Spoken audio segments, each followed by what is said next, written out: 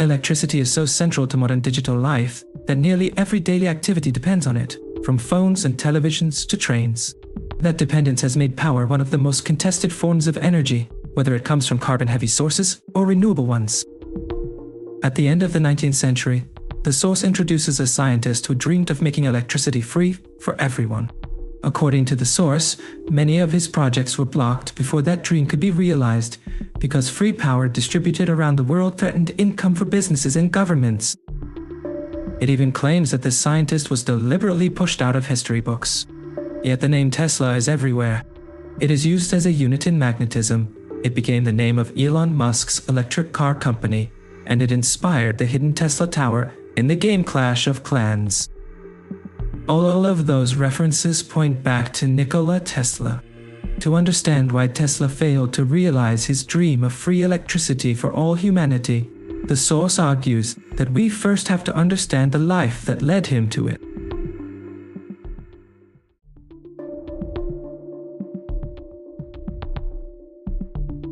Nikola Tesla was born on July 10, 1856, in the village of Smiljan in the Lika region of the Austrian Empire, an area that is now part of Croatia. He was the fourth of 5 children. The source names an older brother, Den, and 3 sisters, Mika, Angelina, and Marika Dotko. Den died in a horse-riding accident when Tesla was 5 years old. Tesla's father, Milutin Tesla, was a Serbian Orthodox priest. His mother, Duka Tesla, had no formal education, but the source describes her as gifted at making household tools and mechanical devices, and at memorizing Serbian epic poetry.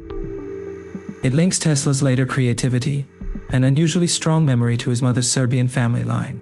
The source portrays him as having an eidetic or photographic memory that allowed him to hold complex ideas and calculations in his head.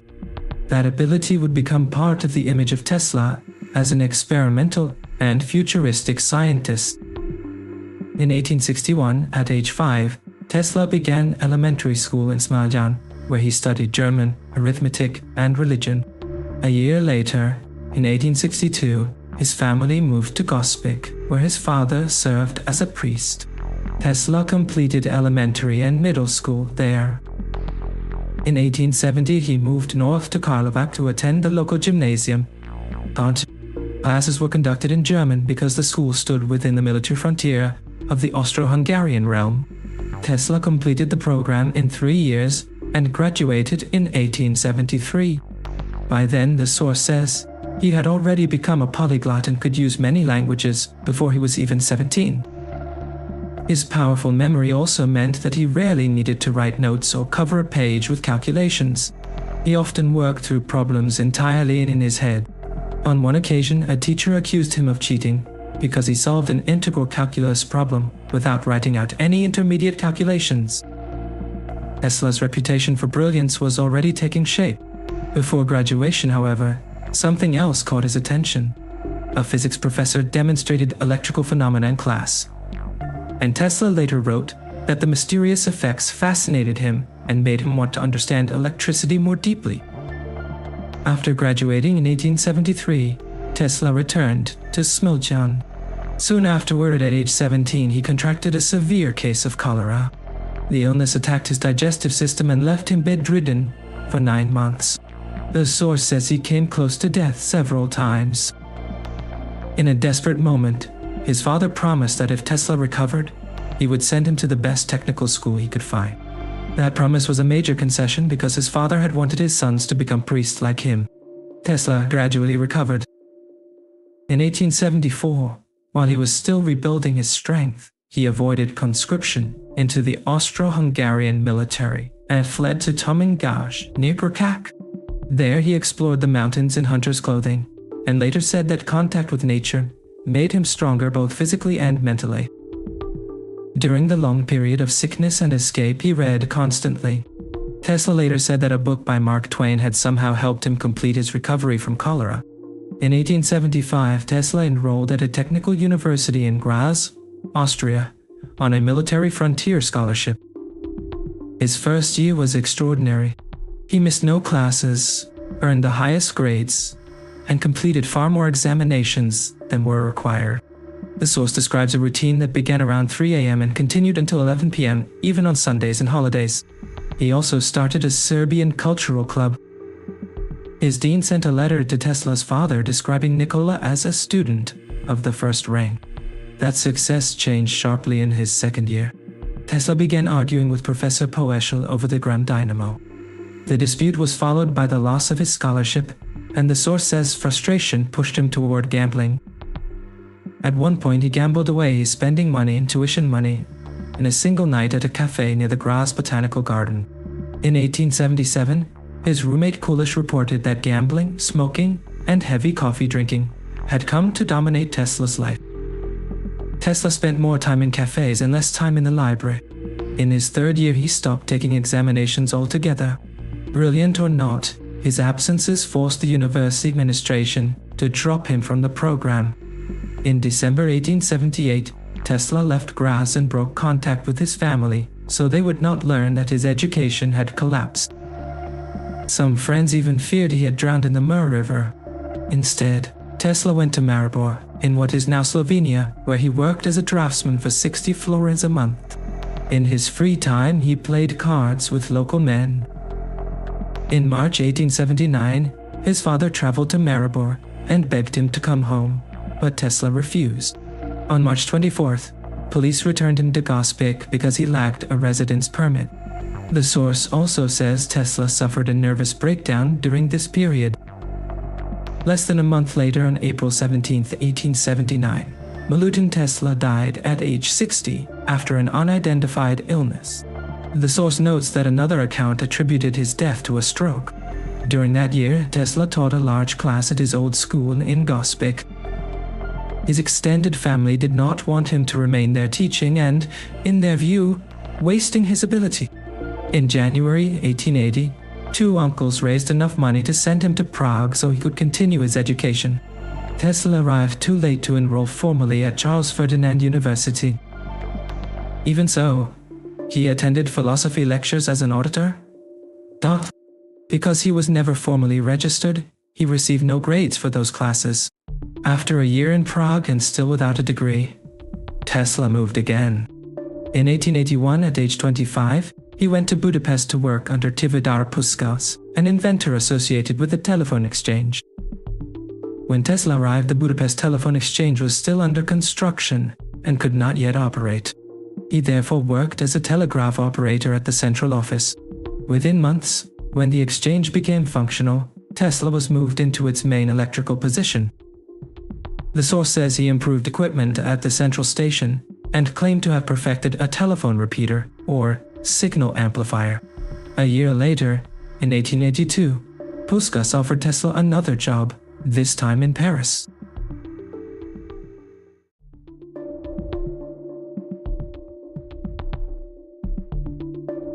Tivadar Puskás sent Tesla to Paris to work for the Continental Edison Company, part of the business empire of Thomas Alva Edison. Continental Edison had several subdivisions, and Tesla worked for an Edison electrical operation in a Paris suburb that was responsible for installing lighting systems. The job gave him extensive practical experience in electrical engineering. Tesla worked hard and proved highly capable in this young industry. The source says he helped install indoor incandescent lighting around Paris as part of a large-scale electric utility. Management noticed his advanced knowledge and soon assigned him to design and build improved dynamos and motors. Tesla kept experimenting even after normal work was finished. While on assignment in Strasbourg in 1883, the source says he built his first induction motor after hours. He also solved technical problems at other Edison subsidiaries in France and Germany.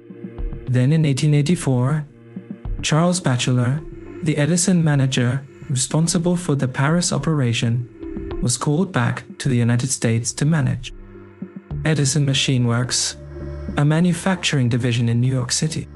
Batchelor asked that Tesla be brought to America to work under him. Edison was already a towering figure in American invention and business, and the achievements of his companies were widely known in Europe. The young Tesla admired those achievements. When the opportunity came, he did not want to waste it. In June 1884, at age 28, Tesla emigrated to the United States and quickly began working as an engineer at Edison Machine Works in Manhattan. As he had in Paris, he was assigned to troubleshoot installations and repair generators. The scale of the operation impressed him. The source describes hundreds of machinists, laborers, managers, and 20 field engineers working to build a major electrical utility for Manhattan. Tesla initially received simple jobs, but the assignments became more difficult very quickly.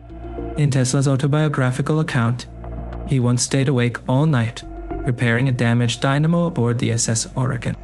When he later met Batchelor and Edison, they joked about Parisians staying out all night. Tesla explained that he had been awake because he was repairing the Oregon. Edison then pointed to Tesla and told Batchelor that he was a very good man. The source says Edison became impressed by Tesla's persistence and ingenuity. On another occasion, Edison promised Tesla a payment measured in thousands of dollars if he could improve the design of Edison's direct current dynamo. After months of experiments, Tesla found a solution and completed the redesign. He then asked Edison for the promised money. According to the source, Edison refused and told Tesla that he did not understand American humor. Tesla felt mocked and resigned. He had worked for Edison for only about 6 months. The source uses their split to emphasize a deeper difference between them. Edison was already a successful chief executive and businessman, while Tesla is portrayed as a pure scientist whose interest was in discovering and building new things. After leaving Edison, Tesla survived on what remained of his savings. At one point, he worked as a laborer digging ditches in Pittsburgh for $2 a day. He later described his advanced education in science, mechanics, and literature as feeling like a cruel joke. His fortunes changed when a foreman introduced him to Alfred S. Brown. Brown had experience forming companies, promoting inventions, and securing patents.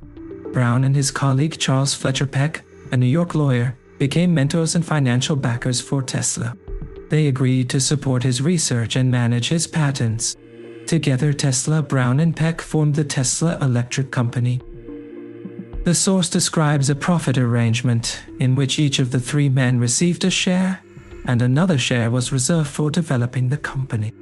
That partnership gave Tesla something he had not had since leaving Edison: a laboratory, financial backing, and room to build the electrical system he had been imagining for years.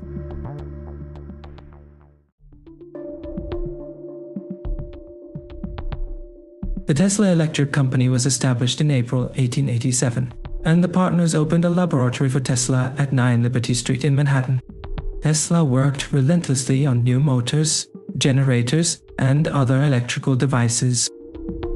Peck and Brown covered the costs of his research and also advised him on making the devices practical and easy to use. It did not take long for Tesla to return to the alternating current motor he had imagined for years. By the end of 1887, Peck and Brown believed he had developed an exceptional AC motor and urged him to patent it. Alternating current was already known, but the source credits Tesla with designing an integrated AC system that combined generators, motors, transmission lines, lighting, and other components into a practical alternative to direct current.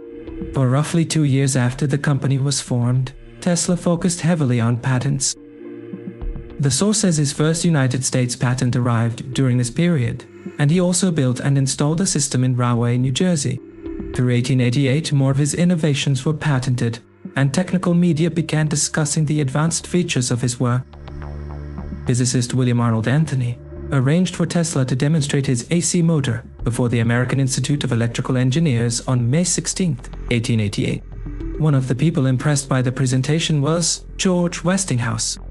The source portrays Westinghouse as already interested in alternating current, but convinced that Tesla's system worked better than his own.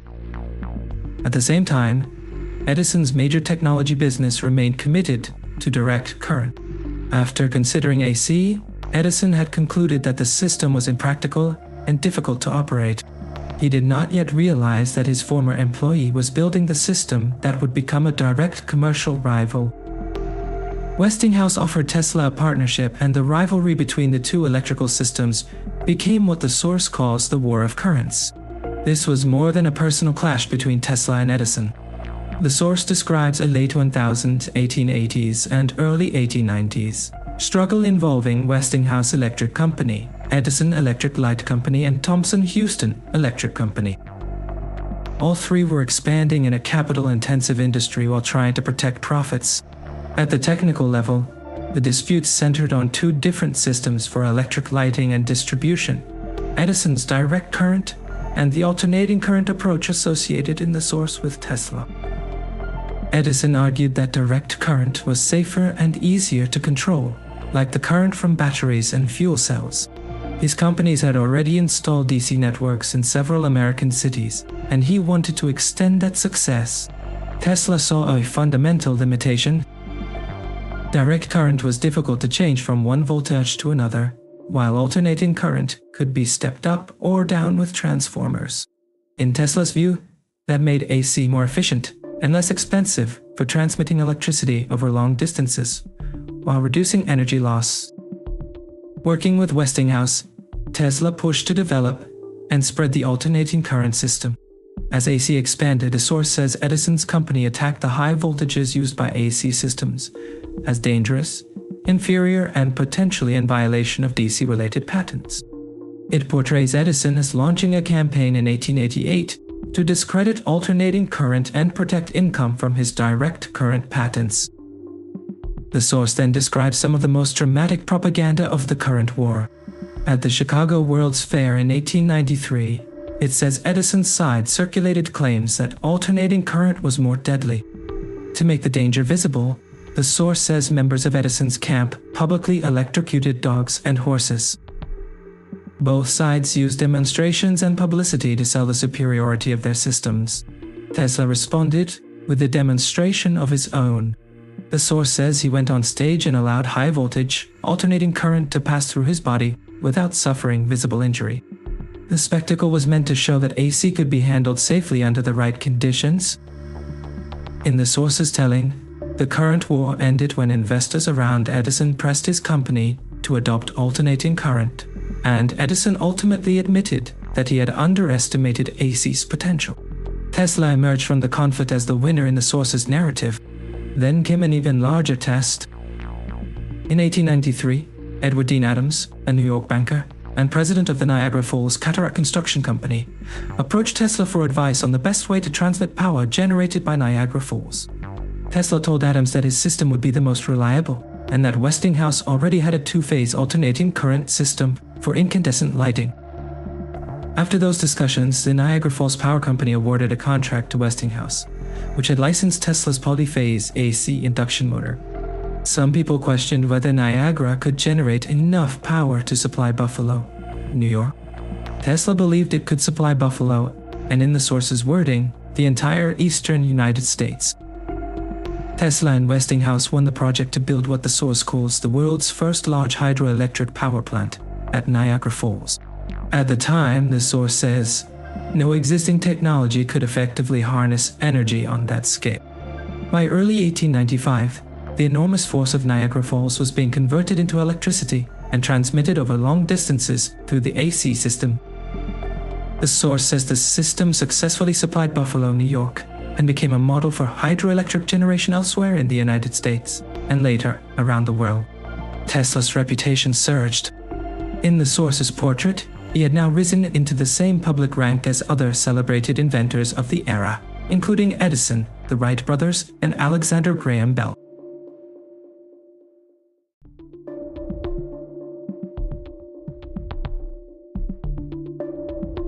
Tesla's period of triumph did not last. On March 13, 1895, the South Fifth Avenue building that housed his laboratory caught fire. The blaze began in the basement and became so severe that Tesla's fourth-floor laboratory burned and collapsed through lower floors. The fire destroyed work that was still in progress, along with early notes, study materials, models, and demonstration devices. The source says many of those objects had appeared at the 1893 World's Columbian Exposition. Tesla was devastated. In an interview with the New York Times, the source quotes him as saying that he was too sad to talk about what had happened. Expressions of sympathy came not only from friends and acquaintances but also from people he did not know. Tesla moved to a new laboratory at 46 and 48 Houston Street and began rebuilding on the 6th and 7th floors. The source says the disaster affected him deeply, but he absorbed the shock with remarkable speed. Within hours, he was again producing designs for a new version of his oscillator, restoring power to the laboratory and preparing fresh experiments.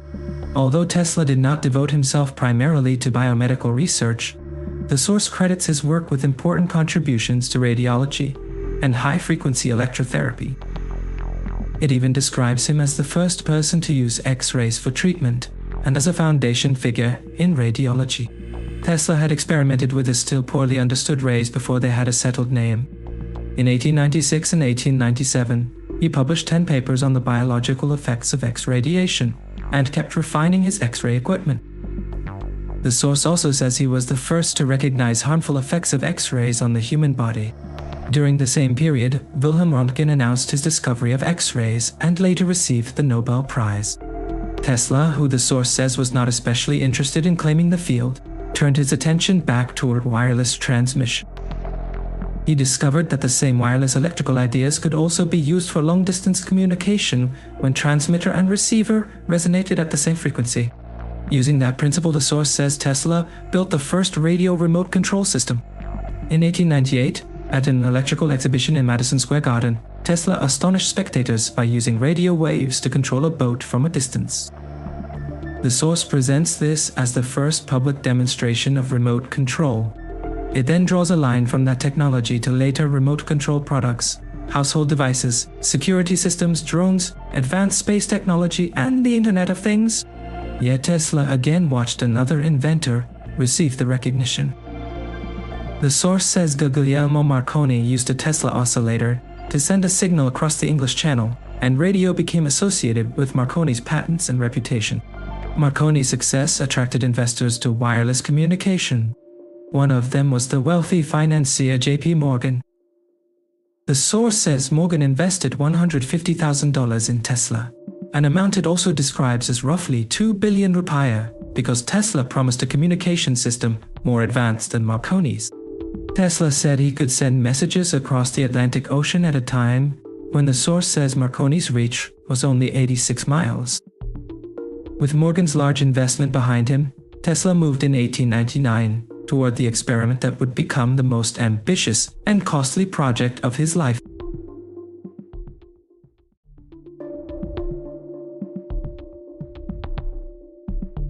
In 1899, Tesla moved to Colorado Springs and built a laboratory for experiments in wireless power transmission, artificial lightning, and the detection of electromagnetic radiation from lightning.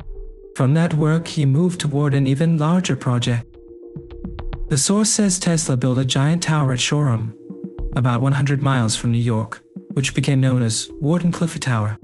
According to the source, Tesla expanded the purpose of the project without J.P. Morgan's knowledge. What had been financed as a communications venture became part of Tesla's older dream of transmitting energy through the air so that electricity could spread freely around the world.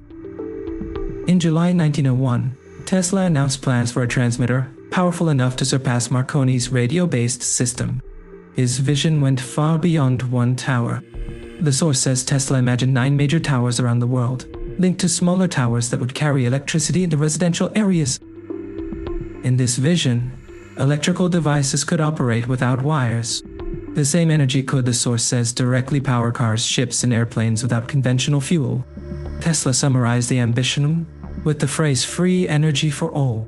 But years of work passed without a successful demonstration of the complete system. Tesla asked J.P. Morgan for another $100,000, which the source converts to about 589.7 million rupiah, to continue the project. Then in December 1901, Marconi succeeded in transmitting the Morse code letter S across the Atlantic, from England to Newfoundland. That achievement changed the business calculation. The source says Morgan now considered Tesla's project too risky in a wireless industry already burdened by high expectations. It also offers a second explanation. Morgan may have feared that Tesla would use the project to distribute electricity for free. The source attributes a warning to business advisor Bernard Baruch, who supposedly told Morgan that Tesla was trying to give electricity to everyone, and that such a system could no longer be controlled or built in the usual way. Faced with that advice and the rising cost of the project, Morgan rejected Tesla's request for more money. In the source's framing, Tesla's visionary plan now collided directly with the business model of the energy industry. Morgan wanted Wardenclyffe to become a profitable wireless communications system. Tesla wanted it to evolve into a way for everyone to receive electricity, without paying for conventional distribution. The source says that idea drew fierce resistance, and that Morgan stopped funding the tower because free electricity threatened established economic interests. Once Morgan withdrew, other investors became wary as well. Tesla kept searching for new backers, but the absence of Morgan's support made other businessmen doubt the project. Tesla remained optimistic enough to sell personal assets and borrow money from banks. In July 1902, he moved his laboratory from Houston Street to Wardenclyffe. Year after year, he kept trying to realize the plan for worldwide energy transmission. By 1905, however, the money was gone. Tesla stopped the project before his dream was complete. The source describes that failure as the end of his attempt to create a clean, effectively unlimited, and free energy source for everyone. It also connects the project to Tesla's broader opposition to centralized coal-fired power plants that release carbon dioxide into the air. The source says Tesla believed the Earth contained a fluid electrical charge beneath its surface, and that carefully timed electrical discharges could disturb that charge and generate immense, low-frequency electrical waves with virtually unlimited power. It portrays him as an early critic of fossil fuel use and an advocate of renewable energy. In a 1905 writing described by the source, Tesla's larger vision was to free humanity from the burden of extracting, pumping, transporting, and burning fossil fuels, which he regarded as wasteful and sinful. Wardenclyffe therefore represented more than a failed tower in the source's story.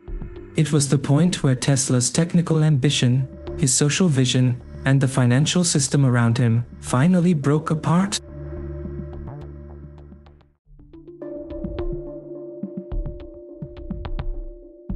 After Wardenclyffe failed, the source portrays Tesla as defeated by what he called unimaginative fools, people consumed by self-interest, and powerful figures protecting profitable low-technology industries they had spent their lives building. It interprets his words as a direct criticism of J.P. Morgan and other financial supporters who saw Tesla's dream of free energy as a threat to their business model, and in the source's language, to the capitalism that made them millions of dollars. From there, the source moves into a darker and more conspiratorial account of Tesla's decline. It claims that after Morgan understood Tesla's real goal, documents and experimental equipment were taken or seized. Wardenclyffe Tower was demolished in 1917, and the property gave way to more valuable real estate.